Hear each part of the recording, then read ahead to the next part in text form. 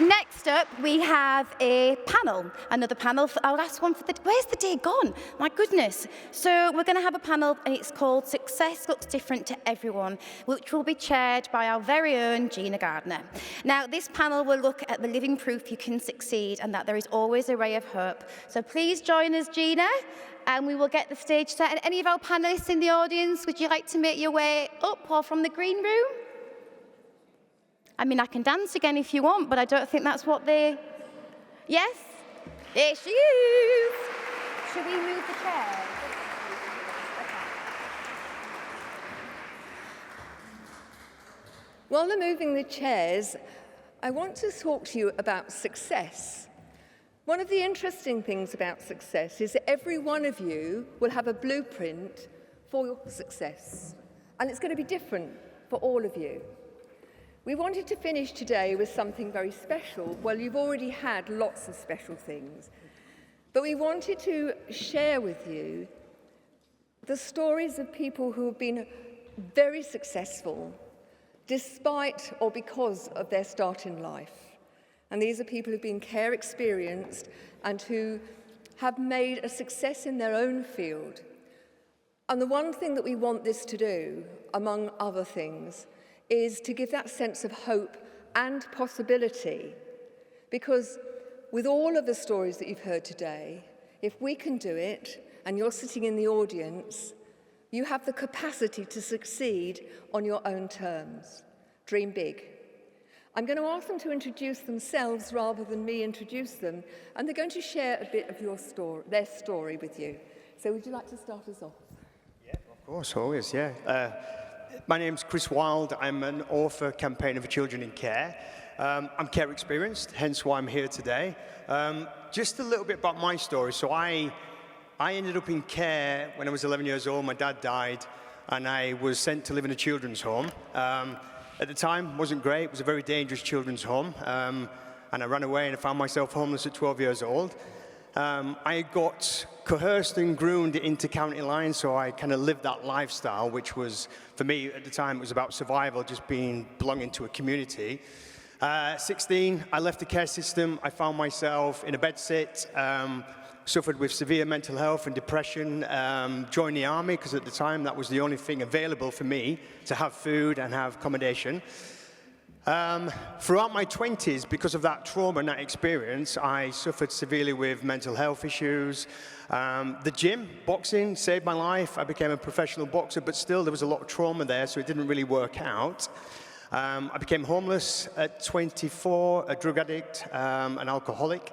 Suffered immensely. Again, going back to what a lot of this session is about today, is about early intervention and prevention. Didn't get that support, didn't exist when I was in the care in the 90s. So I had to suffer, I had to really fight hard to level up. My story takes a dramatic turn when I get to 30 years old. I meet a woman, as always, a woman saves your life. Very powerful woman who told me to go back into the care system and help other people like me. She told me, she said, a bad workman blames his tools for doing a bad job. Your tools is your past. And that was a eureka moment for me. So all that adversity, I was able then to turn into an advantage. I went back to college, I worked incredibly hard, went back into the care system, but I realized 30 years later, nothing had changed. The world had changed, but the system hadn't changed, and that was a catalyst for me. That was the motivation I needed to start writing about my experience. I wrote a book called Damaged. It was quite controversial at the time because I called it out. I went on TV, radio, said, hang on a minute, there's kids out there suffering, there's kids out there dying, there's kids who are being neglected, abandoned, and rejected. Gave me a profile, and that profile was a calling. It wasn't a profile of arrogance, it was a profile to say, you've been given a lifeline here, go and help other people like you. And I've really kind of thrown myself into that, became a campaigner. I wrote a second book called The State of It.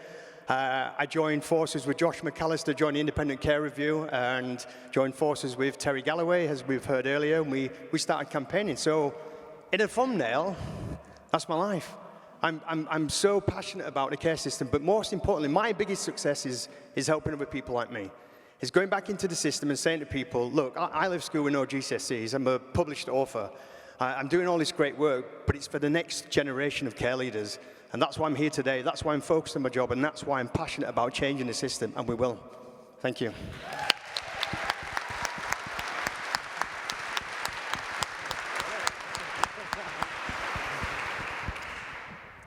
Good afternoon, everybody.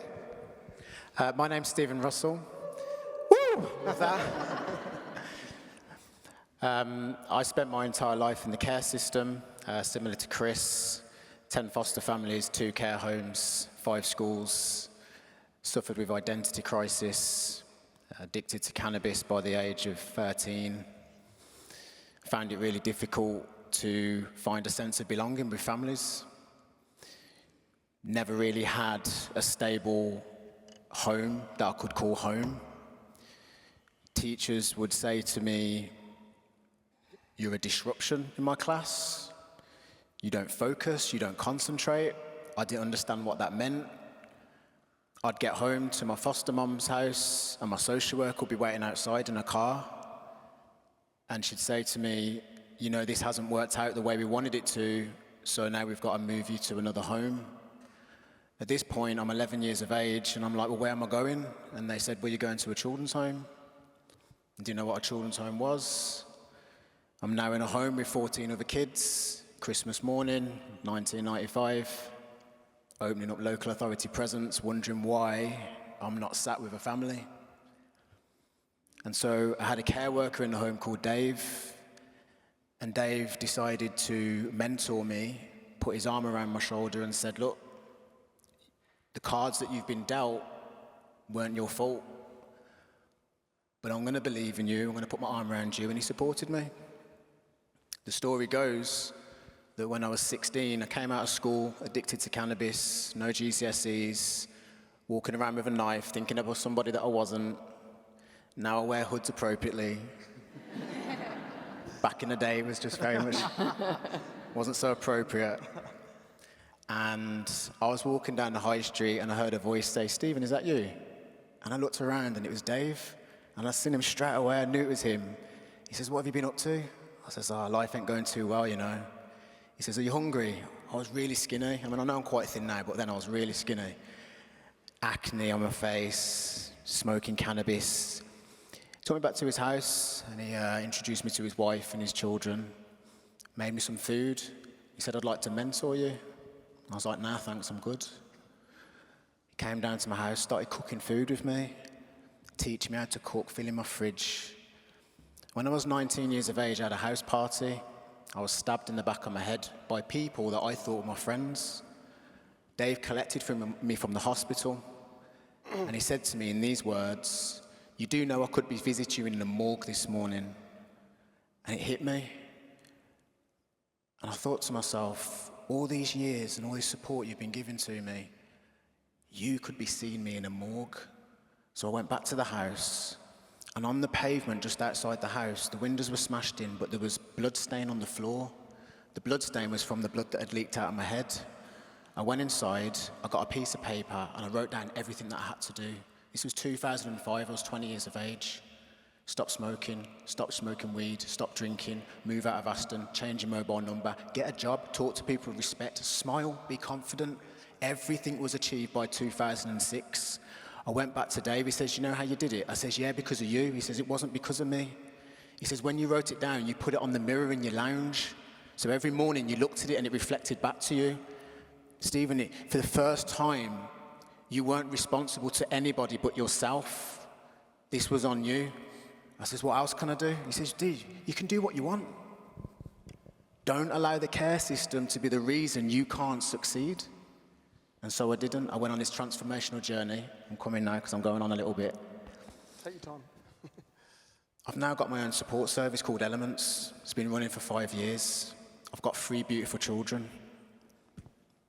And for me, I look at those children and I think to myself, wow, how is it that I was able to create these children, bring them into this world, given what I was having to deal with? Dave was there still by my side, helping me. He helped me become the father that I am today. So I know we're going to talk a little bit about success today, but one of the reasons that I'm here, and this has been such an incredible journey so far, is because of Dave. It's because of the relationships. It's because of what was invested into me. And so, yeah, I just wanted to share that with you all.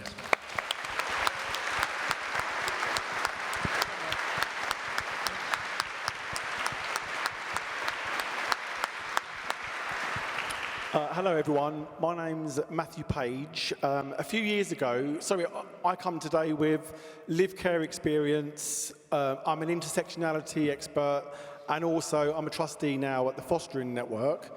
A few years ago, I was on a TV program with Stacey Dooley called DNA Family Secrets. And my burning question on the program was my father from Jamaica?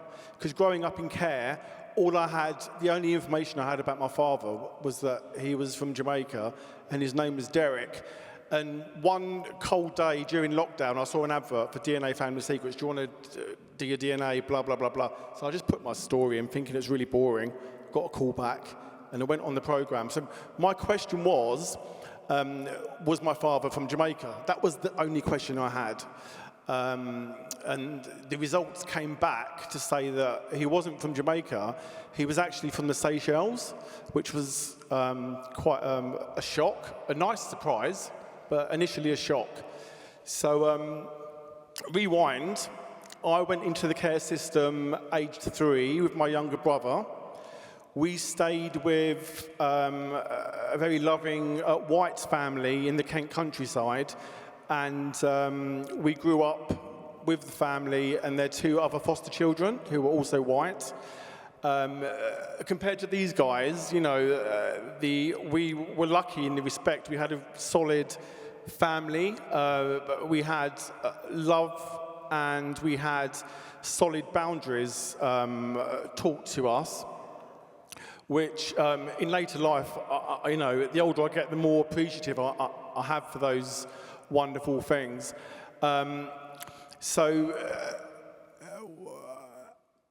When I left the care system, I was 18. I left with £20 in my pocket, with no support, and I moved to London, into the heart of London. I moved into a hotel in Leicester Square with a friend who was working and got accommodation as part of their job. So I stayed there for 3 months, and I just found my own way. I climbed, I just found my own way, and that's my story, really.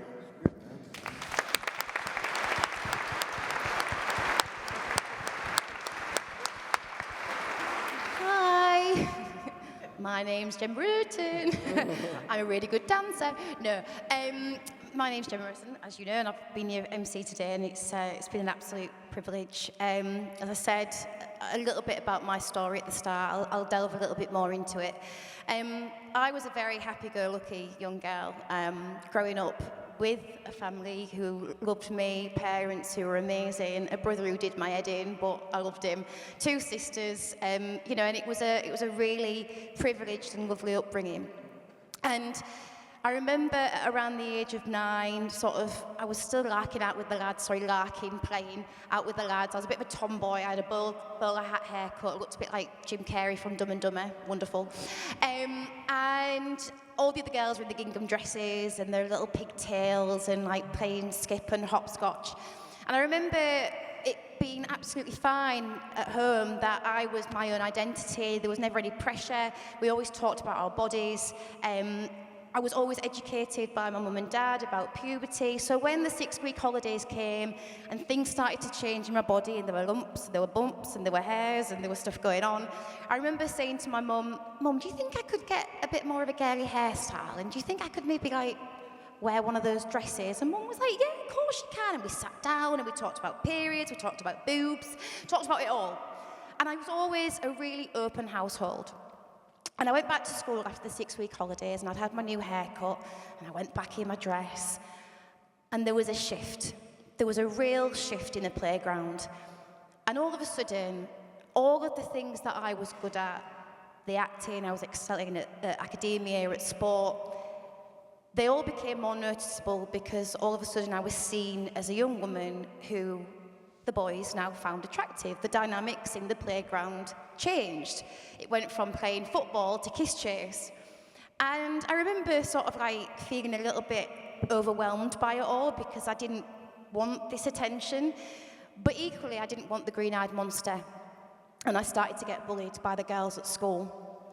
And I remember slowly but surely the light going out inside me. And actually, it was my dad who said, it's like somebody just switched it off. And I remember being in the bathroom in Hull, and there's 6 of us in the family, and there's only 1 toilet and 1 bath. So it was quite liberal, shall we say. Somebody would be having a shave, somebody would be having a poo, somebody would be like shaving their armpits. And I remember being in the bath and getting out of the bath, and Mum and Dad would always hold the towel together. I was about 9 years old, hold the towel together and wrap it around me. And this instance, I remember recoiling and saying, "Don't." And they looked at me, and I said, "Mum, Dad, am I fat?" And I don't know where that thought came from. It's only been years of therapy down the line that I knew I developed an eating disorder because I couldn't control what people were saying about me, but I could control an element of what went inside me. And I said earlier on at the start of the day about how I went to a doctor who told me I wasn't low enough in weight to have a problem. In fact, they told me it was probably just a phase and to keep an eye on me. And within a year, I was admitted to a children's psychiatric unit, given 24 hours to live. And that was the story of my life. Early intervention wasn't implemented, and I went through a system that was broken, unloved, uncared for, the people who were meant to be helping me, making me worse, treated like a commodity, treated like somebody who just was taking up too much space. And this continued for the next 13 years of my life. At 14, I nearly died from malnutrition. At 16, I went to take my own life. At 18, I had a heart attack. At 20, I had a bowel prolapse and went to take my life again. Every time I went back into a unit, I was always treated with the same disdain. And nobody was ever talking to me about me as a human being. It was always feed her up and ship her out. Newsflash, an eating disorder is a mental health illness. And people do say that eating disorders are massively linked to social media and the media these days. And yes, there is an element, but let's not dumb it down, right? Back then, I was reading Beano and Dandy, and I certainly didn't want to look like Beano and Dandy, right?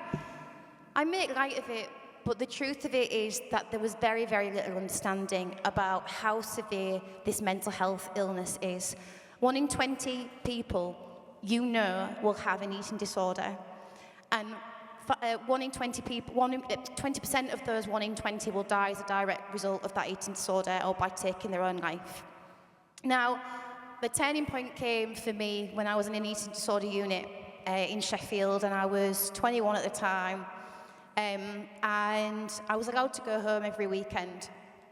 And the lads who I grew up with in primary school, they were still my best friends and would always encourage me to go out because I'd lost all my confidence. But we used to go out on a Saturday night if I was able to, and I'd put on enough weight for that week.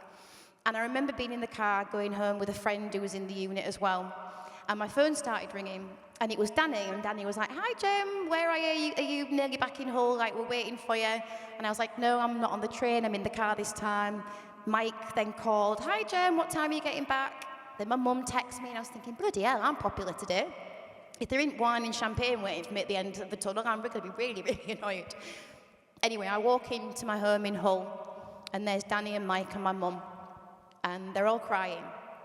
And my mum says, "Gemma, Lee's died." And I remember thinking, Lee? The only Lee I know is the Lee I saw last weekend, who told me to get better and stop wasting my life, and that I was beautiful inside and out, and he wanted to see me on that stage and he would be front row. The only Lee I remember was the first ever boy that gave me a kiss on the cheek when I was 7 years old, my first ever boyfriend. And she said, "Gemma, it's that Lee." And I remember thinking, okay, but how? Like, what's happened? And she said he took his own life. The same logs that we used to play on in the playground when we were 5, 6, 7 years old came into the tree that he hung himself from. And the reason I tell this story is because that was the moment at his funeral where I realised that I was doing the exact same thing, but right in front of my parents' eyes, and that was the turning point for me. I started to take accountability. I left the unit that I was in, and I found a therapist who talked to me about me as a human being. And that is what it's all about. Seeing the person, not the eating disorder. Seeing the person, not the care that they need. Seeing them as human beings that deserve love. And from there, I managed to turn my life around. Brilliant.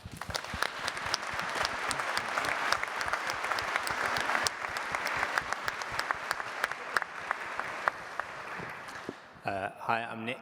I am the director and founder of Insight Wellbeing Services. I set up this company because I was in the foster care system myself. My care experience is from 2005 through to 2014, so it's not the most recent, but it's also not a million years ago either. And the reason why I set this company up is because I did want to give back to a service that gave me so much. I wanted to give back to a service that at times felt like they gave up on me, but at the end of the day, they really didn't. They really did believe in the potential that I had. I just needed to see that for myself, and now we try to help the young people that we support across the country to see that for themselves as well. So we support around almost 150 kids across the country now. I'm very, very passionate about the work that we do. I'm very, very privileged and honoured that the young people, the families, that the authorities, they put the trust in us to hopefully inspire and motivate the next generation of our future leaders, celebrities, influencers, politicians, whatever you want to call them. They are gonna be these people that we're gonna look up to in the future. I genuinely do believe that.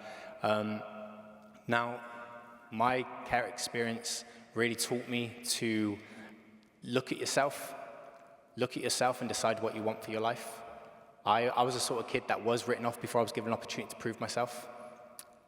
But it was often me writing myself off, if that makes sense. Now, I'm originally from Bristol. Any of you ever been to Bristol before? Yeah? Any of you ever been back? I certainly haven't. I'm joking. So Bristol's that's my place. That's where I love, okay? And now my foster home was in Cheltenham. Any of you ever been to Cheltenham before? It's bloody posh there, I can tell you.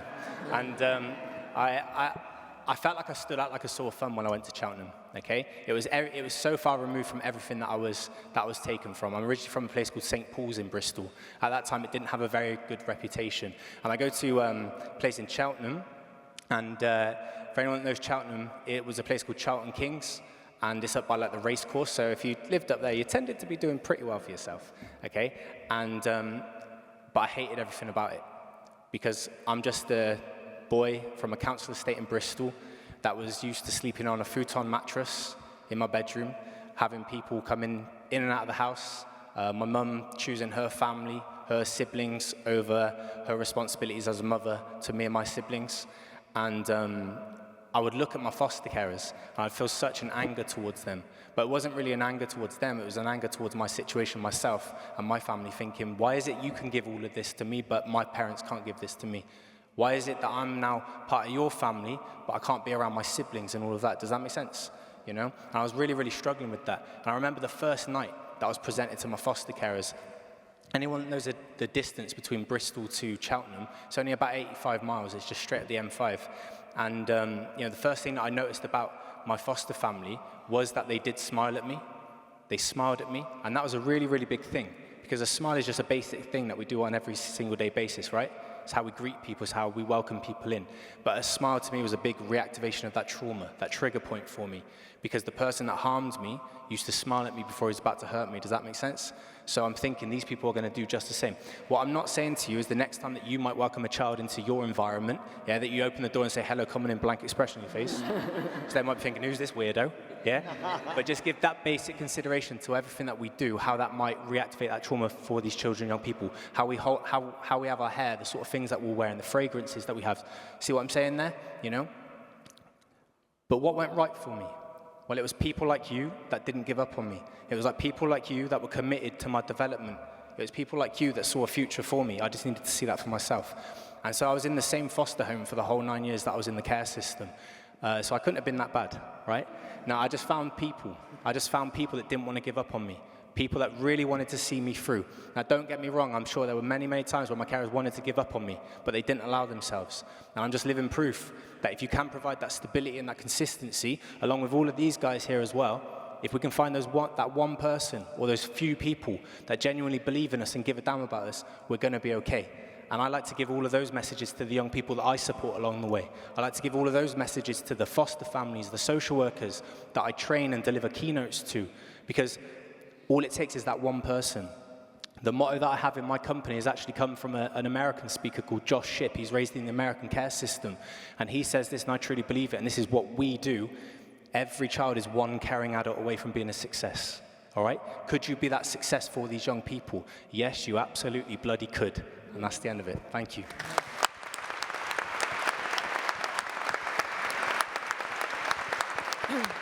Okay.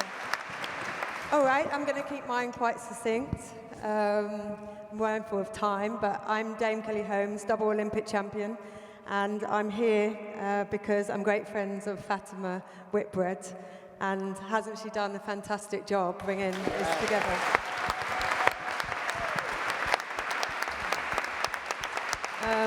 You might wonder why I'm sitting here and everybody telling their stories, but I was also in the care system from 6 months old for 5 years, very small part of my life in consideration to lots of people's stories.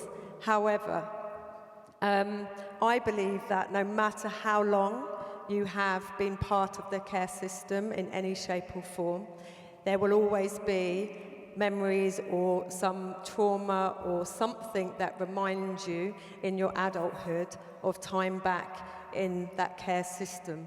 Whether that was that you felt unloved, whether that was you felt abandonment, whether that was that you thought no one really cared about you and that you're never going to be anybody. I was fortunate that my mum, who had to put me into the care home, fought hard to get me back out, fought very, very hard to get me back out when she was able to look after herself. And I remember as a young child not really thinking that it had an impact on me because I was quite young. But looking back, I absolutely think it did, because during my early teens, I didn't feel I had an identity. I didn't think people believed in me. I thought anyone that I got close to would leave me. I thought anyone that I loved would not love me back. I didn't know at that time that maybe it was childhood trauma from certain things that might have happened in that care home. What I did have was my PE teacher, and you mentioned one person that can believe in you. This one person said, I could be great if I believe in myself. What happened then was actually something that went into my head about any person that doesn't believe they can be someone because of something that's happened to them. If they focus on something that makes them feel good, you can be actually whoever you want to be, despite circumstances around you. I had sport, like Fatima, that pretty much saved me because it gave me purpose. Now, I can't say that I had a terrible childhood, but I absolutely know it affected me because it affected my relationships growing up, thinking that I'll get close to someone and they'll leave me. Because all I remember from a child is every time my mum leaves me, screaming the place down and thinking she's going to never come back. So relationships were always really tough because I always thought somebody's going to leave, so what's the point in trying? I also then went into athletics to think, well, if other people gave up on me, I don't want to give up on myself. I'm going to prove all those people that thought I was rubbish wrong. And I fought hard to become the champion that I became because of experiences growing up. I think that's success. Because I actually believe that every single person, one sitting on the stage and everybody out here, have an ability to be successful in whatever you choose to do. And your success can be happiness. Your success can be going through the journey and getting out the other side. Your success can be living a dream and believing in it and never giving up on it. But the one thing that struck me about this care system, my mum passed away in 2017. At that stage, I started to realise that I needed support from psychologists because there was things that I needed to unpick that I'd never asked her and never asked my mum. There was always things that I kept seeing in my mind and thinking, but I never had the guts to ask her. And then I got this letter out the blue. And this letter was from a lady that used to care for me in the care home. And she sent me multiple photos of me as a child. And I looked at those photos and thought, oh my God, I was someone. And actually what I remembered is this woman in the care system cared for every single child that came through her. She told me the story of what we did, how each and every child in our little group were, what our personalities were, what our characters were. And she said, I always knew you'll be a champion. I'll never forget that letter from this lady because it actually put a tick and it put a padlock into my life, to believe that actually people have always cared for me, but maybe at certain times I thought they hadn't. And that one letter came from somebody in the care system, because you wouldn't be in the care system if you didn't care for the end result, which is us and other people in the room. So I feel that life is a journey. We all live it in different ways. We all have really difficult times or high times, great times, but it's our time because we live our life. So I just feel that I'm privileged to sit on here just to share a small part of it because I care. And I started my charity 17 years ago called the Dame Kelly Holmes Trust to help with disadvantaged young people who are in and out of the care system, because I believe one person can make a difference. Without my PE teacher saying to me, it doesn't matter where you've come from, it's where you're going, I would never be sitting here as a double Olympic champion. So be that one person for every single young person that you're helping. That's it from me.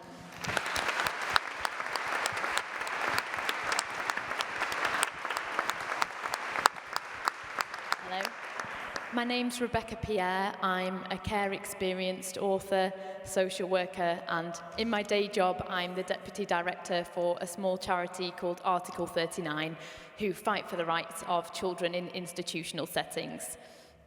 My journey to where I am now and to how I dedicate my life is that when I was 16, I was in a foster placement where I finally felt seen.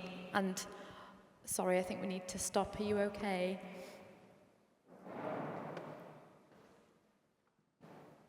Okay.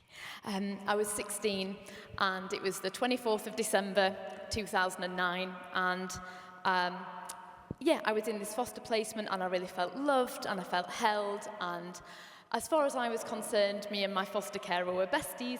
Anyway, I came home to a letter on the kitchen table, and there were 4 words on that letter that changed my life forever. The letter said, "Dear Becca, you have 4 days to find somewhere else to live." So you can imagine that being 16, homeless on Christmas Eve, discarded like rubbish in the street, was just the most horrific experience. And as others have said, that trauma followed me for years. I was always anticipating rejection before it actually happened. I felt crushed. I had no self-esteem whatsoever. And I was always searching for the next letter on the kitchen table to tell me that I wasn't good enough and that I didn't belong. After receiving that letter on the kitchen table, I ended up in an unregulated accommodation, of which, there are thousands of these settings still today, 85% of which, by the way, are for profit and milking the sector of the finances that really should be going to the children who need it. From there, I ended up in mental health institutions and so on and so forth. But I eventually became a social worker because that experience of finding that letter on Christmas Eve had really haunted me, and when I needed my social worker, after finding that letter, I couldn't get in contact, and I was just kind of left to go into this homeless hostel. Anyway, so I became a social worker, and like many people, determined to change the system, thought I could reverse it from the inside out, and actually saw the devastating cuts and the barriers and so on to real change. I then retrained as a journalist because I thought, no one's writing about this stuff. I really want to, shine a light on what's going on. So one day I wrote an article for the Guardian about the care system, and a week later a publisher got in touch and said, okay, we saw your article, would you consider curating an anthology of care? And I thought, not sure about that, because in my mind, a book would be limited. You can't accept every story in the world. And having known, how devastating rejection is, I thought, no, I'm not doing it. Forget it. So I was just about to send a very nice get lost thank you email. And then I thought, well, wouldn't it be great if we could have a book where there was a true no rejection policy? And then Free Loaves on Fridays was born.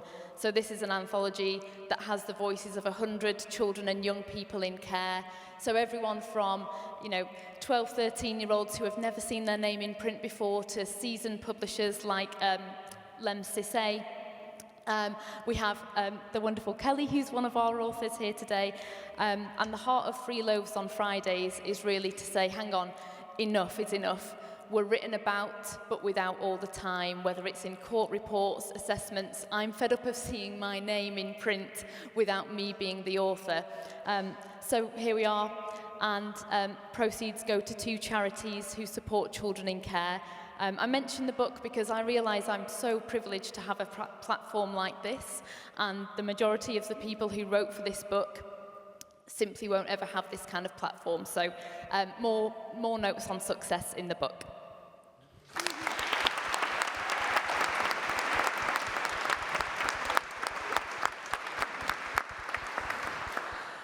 Hi, so my name's Kelly Archer. I can't quite believe I'm sat here with all these really amazing people.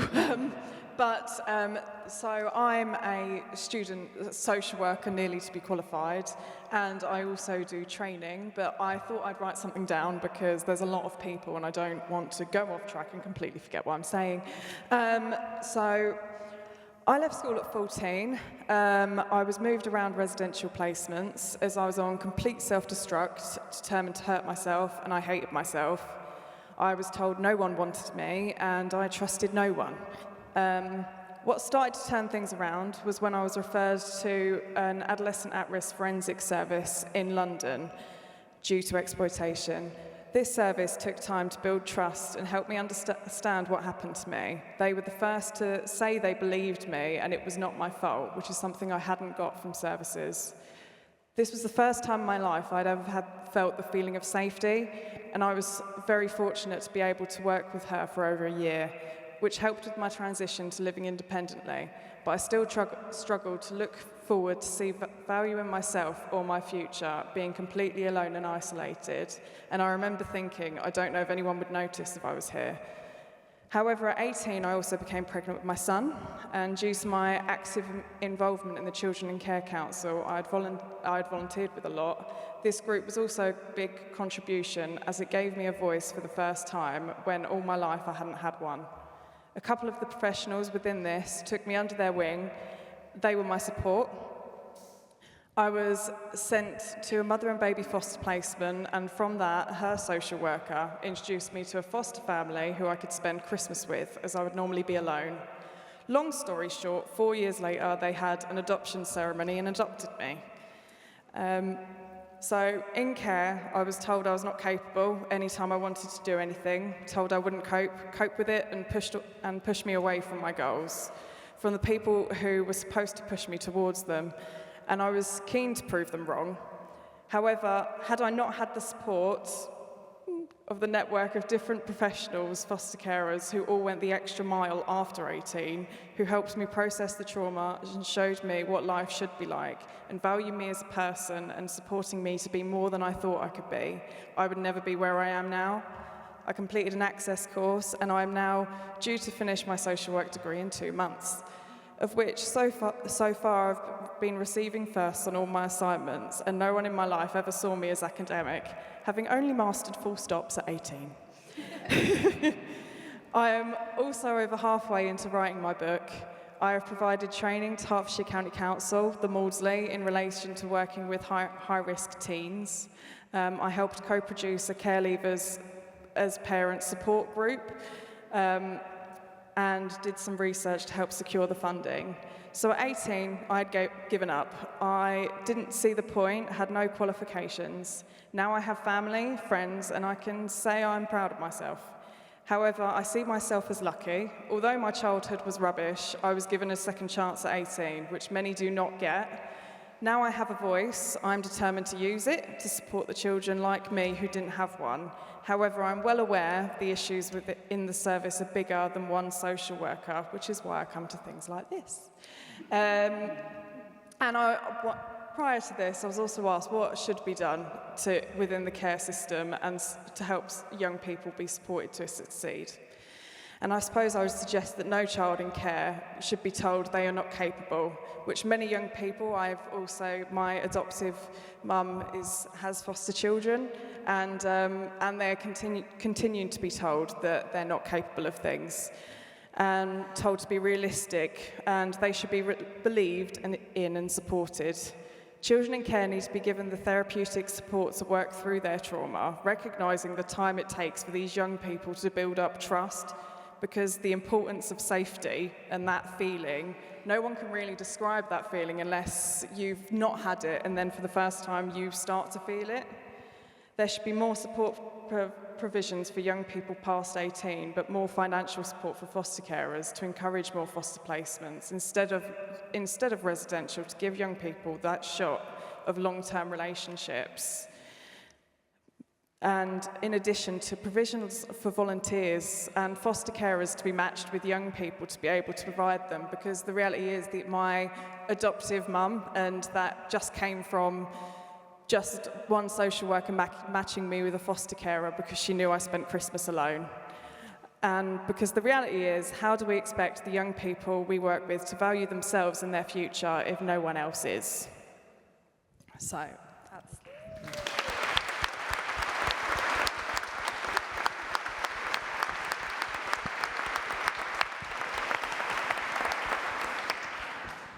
All right. Wow, what can I say? I don't even know how to start. What an amazing panel and what an amazing event. My name's Leon Seraphin, everybody. I hope you can hear me nice and clearly. I'm going to tell you a little bit about my journey. I'm not on the screen, but yeah, my name is Leon Seraphin, like the angels. I had a really rough childhood. From the age of about 8, I was living at my mum's house, and her partner used to physically abuse us. For years and years and years and years, I spoke out. I was telling the social services what was going on. No one wanted to listen. It was getting so serious that one day, I remember we were crossing the River Lee. He told us to cross it. I don't know, he used to do funny things, not funny things, they were like torture kind of things. And my sister actually started to go away with the river, and he had to jump in there and save her. From that day, I told myself, I'm not going back to that house if no one wants to listen to me, so I ran away. I was about 13 years old when I ran away. I remember being in Stratford Station, begging with the homeless people there, because I didn't have any money. No one wanted to give me anything, or, you know, I didn't know what to do. I didn't have education, I didn't have support from the social services. So I just said to myself, let me see, who's going to listen to me? I used to go to in school, I wasn't performing because of the problems at home, so they were putting me in the office with the head teacher. And it was just a whole mess. The whole situation was horrible for years and years and years, until I had the courage to run away. When I ran away, one day I saw my aunt in Stratford, rest in peace her soul. She was working for Stratford Council. She was so proud of that area. She saw me begging that day, and she asked me, are you okay? Nobody knew what was happening. My mum did not even know that we were getting abused. They used to do it when she wasn't there or when she was sleeping. And it broke me to bits, actually. It broke me. I didn't know what to do. One day, I ended up in care. I kicked the door of somewhere, and they put me into Stoke Newton Police Station, I remember, and they said criminal damage or something like that, I think it was. And they said that you're so unruly and bad that you need to go into either a secure unit or a children's home. So they chose to put me on the children's home, and guess where they chose? On the same road as where the person that was abusing me lived, on the exact same road. I thought it was crazy, and it saved me a little bit being in there, because I wasn't getting abused no more. The abuse stopped. He couldn't touch me no more. And I felt sorry for my sisters, because they were still in that environment. Me being the eldest, and my mum was a single mum as well, I think she was oblivious to it all, to be honest with you. She did not know what was going on. Anyway, to cut a long story short, what happened is one day they told me, you're going on holiday. And I thought, it's on holiday. They said, yeah, 2 weeks. And they said, oh, okay, you're going to a lovely island called Dominica in the Caribbean. I said, yes, that sounds lovely. They bought me all new clothes, made it look really nice, packed my suitcase, and I went with my mum. When I got there, I'll never forget that day. She told me, Leon, I'm so sorry, but if you did not go, they would have put you in a secure unit. You have to stay here. The social services, the government, my mum had all agreed for me to live in Dominica for 3 years minimum. The social services will support it, so they said, and I had to live there. So my mum stayed for a week. I remember that day I was so upset. I took her passport and I wanted to rip it into pieces because I thought she did this to me. I'd never talked out about it, apart from the social services, what had happened, and I was always seen as the liar. I made it all up. Anyway, I suffered in Dominica. She came back, I worked over there, I'll never forget, for about not even £100 a week, being 14 years old to 17 years old, and a little bit of abuse happened over there that I've never really dealt with, but I've kind of washed that away when I got my counselling later on in life. Anyway, I stayed over there for 3 years. I fell in love with food over there. A lady took me under her wing, and actually the guy there in the blue, I spoke to him today, and he said to me, name me one person in your life that stands out, and that woman stands out. Her name is Joan Calls Latigue. She owns the airport over there and one of the best catering services. She took me in like her son. She used to make me come and wash the cars just to give me something to do, you know, and work with her. And she mentored me, actually, to get me back to England. Her husband helped me to pay the flight to get back, because halfway through the agreement, social services turned around and said, actually, it's unlawful. We cannot carry on paying for you to be there. So they stopped paying my schooling. I didn't finish school. They stopped paying any money for me to live over there. So I saved up enough money to get back to England, because I was 17 at the time. Oh, yep, sorry. I was 17, and I wanted to get back before I was 18 because I was conscious that I was in care. If I come back after 18, I ain't got no house, number one, no education, no family. What am I going to do? So I made sure I was back in this country before I was 18, which I did. And I come back and I was completely lost. I came back. Luckily, I found out while I was in Dominica, he got arrested for what he did. He was barred from the house, and years later, he ended up going to prison for what he did. 10 years later, probably. And he was actually a social worker as well. It was horrible to see it all. One thing it taught me in life is never give up. Never give up. I never got rid of those demons. I've suffered in life. I've just finished working for an amazing organization, Beyond Food Foundation. That has given me everything I need in life. It's given me the purpose, the skills, the nourishment, the training that I never had, and made me feel loved, actually, and part of an organization that cares about people. I've trained thousands of people that's been in the care system, been in prison, mental health, you name it. But if it wasn't for the opportunity I had, I wouldn't be where I'd be today. And now I'm at this crossroads in my life where actually I've just finished a job for 12 years. I don't have another job. But you know what I'm doing? I'm going back to Antigua, where my dad was from. I didn't grow up around my dad, but I met him when I was in the care days, but because I'd never seen him before, I ran away from him too. I thought he's another person that's gonna just treat me like shit, excuse my French. But you know what? Life has its ups and downs. I've certainly had my downs, but now I feel like I'm on cloud 9. I don't know what I'm gonna do yet, but I'm going back to get my head straight again, and I'm coming back to give back to society. Because even last week, I was doing a job, because I can get jobs anywhere. I freelance at the moment, but I was doing a job that doesn't have a purpose. It has a purpose as in the food's really good. It's a top high-end catering club, or I do the Arsenal now and then. Yeah, it's a good team, but actually a job with purpose, where you're giving people skills. You're encouraging them. You are giving them a chance. There's nothing better than it, and that is what I want to keep on doing. So my message out there to everyone really is the care system when I was in it was really broken, and to see how many opportunities there are. I would have screamed for an opportunity. That some of these opportunities I can hear in this room. The first opportunity I got was Jamie Oliver's Lads Academy. And you know what I got? A paper that said, good luck with your future, Learning Skills Council. I tore that up, but that was the start of my portfolio. Now, my portfolio is amazing. You can Google my name, you can look me up. We'll see that bad article about what happened. It was in the Hackney Gazette. But I've had better articles in the Hackney Gazette ever since. When my mum saw my picture on the front of that page, she was proud of her son. I graduated, and I've never stopped working. 24 years now. My daughters were born in that time. They're my ambition, and training people is what I love to do. So you will see me back in a charity, doing good, or probably doing my own thing very soon. So thank you for having me.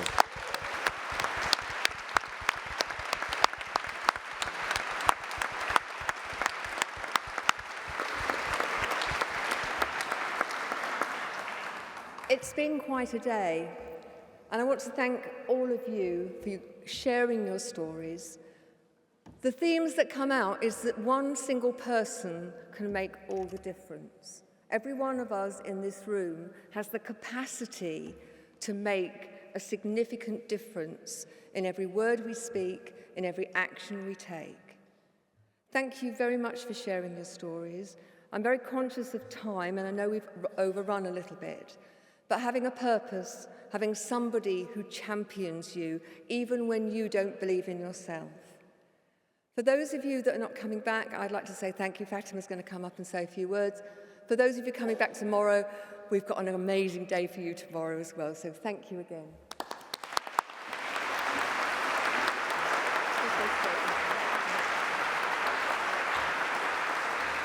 Yeah, well done. So I'd just like to say a very, very big thank you. What a stupendous group of people we have here. Care leavers. We're all care leavers. We're amongst remarkable people, and I want to thank you, each and every one of you, for what you do, and the fact that you're great, hope for other young people that live in the care system as well. So, really big thank you. Give them a big round of applause.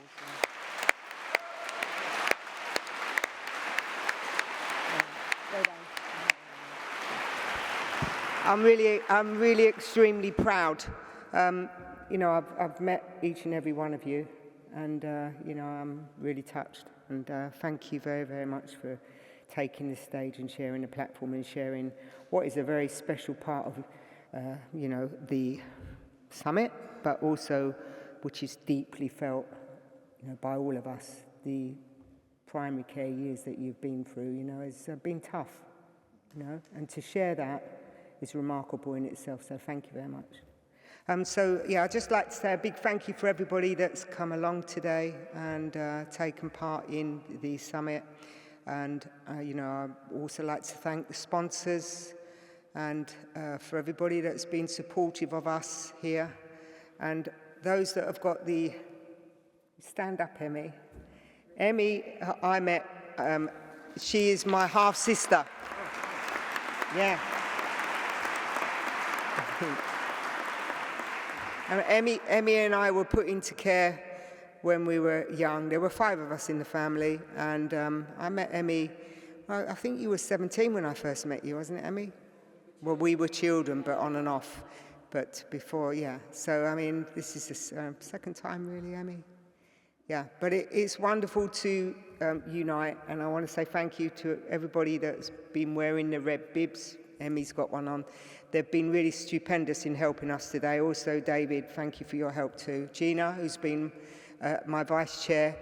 So I don't want to carry on saying thank you, but everybody that's helped, and also obviously Bespoke, the events management team have helped put this together too. And my son, Ryan, I don't know where he is, but thank you, Ryan, for spending the day with us. Really enjoyed it. There you go, give me a wave. Stand up, boy.